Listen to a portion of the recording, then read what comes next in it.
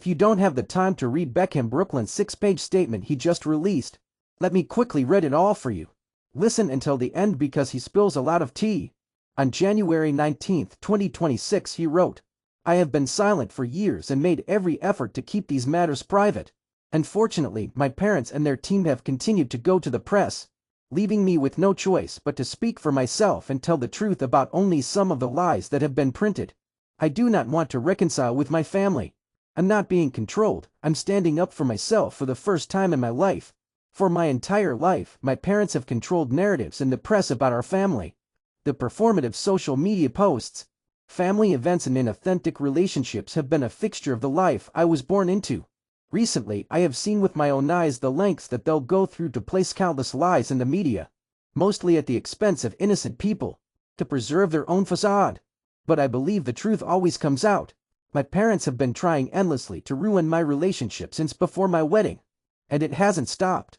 My mom cancelled making Nicola's dress in the 11th hour despite how excited she was to wear her design, forcing her to urgently find a new dress.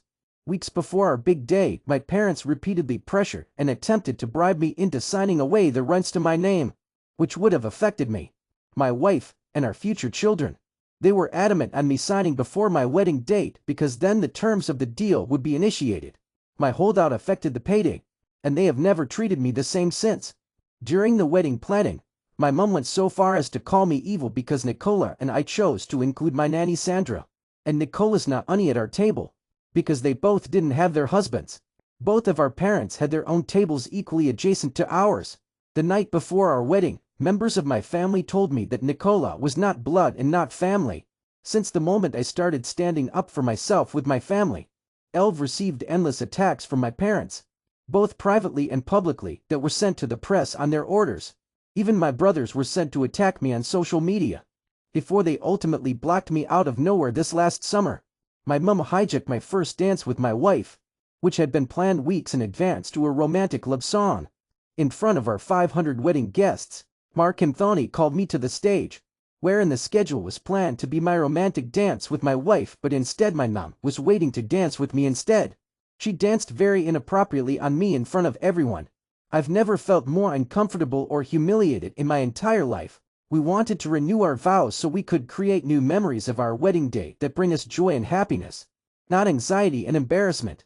My wife has been consistently disrespected by my family, no matter how hard we've tried to come together as one. My mom has repeatedly invited women from my past into our lives in ways that were clearly intended to make us both uncomfortable. Despite this, we still traveled to London for my dad's birthday and were rejected for a week as we waited in our hotel room trying to plan quality time with him. He refused all of our attempts, unless it was at his big birthday party with 100 guests and cameras at every corner. When he finally agreed to see me, it was under the condition that Nicola wasn't invited. It was a slap in the face. Later, when my family traveled to Los Angeles, they refused to see me at all. My family values public promotion and endorsements above all else. Brand Beckham comes first. Family love is decided by how much you post on social media, or how quickly you drop everything to show up and pose for a family photo op. Even if it's at the expense of our professional obligations, we've gone out of our way for years to show up and support at every fashion show, every party and every press activity to show our perfect family. But the one time my wife asked for my mom's support to save displaced dogs during the Los Angeles fires, my mom refused. The narrative that my wife controls me is completely backwards. I have been controlled by my parents for most of my life. I grew up with overwhelming anxiety. For the first time in my life, since stepping away from my family, that anxiety has disappeared. I wake up every morning grateful for the life I chose, and have found peace and relief.